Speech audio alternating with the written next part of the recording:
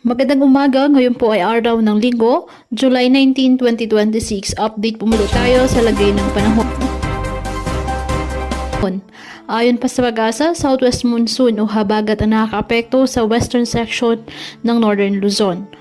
Samantala, sa ngayon wala pong minomonitor ng mga sama ng panahon sa loob po ng ating area of responsibility.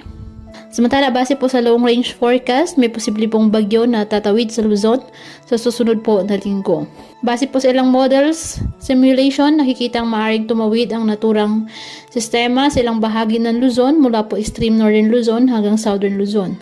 Gayon pa man, hindi po ito final forecast dahil ilang araw pa po ang pagitan at malawak pa po ang antas na uncertainty.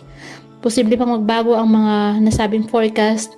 Kaya patuloy po na magantabay na iba nating weather updates sa updates ng pag-asa. Ngayong araw, dulot po ng nasabing southwest monsoon, nasahan po ang maulap na kalangitan na may kalat-kalat ng mga pag-ulan at thunderstorms sa Ilocos Region at Zambales. Ang Cordillera Administrative Region, Batanes at Babuyan Islands, bahagyang maulap hanggang sa maulap na kalangitan with isolated rain showers or thunderstorms, dulot pa rin po ng habagat. Ang Metro Manila naman at nalalabing bahagi ng bansa, apektado naman ng mga localized thunderstorms. Stay safe and God bless.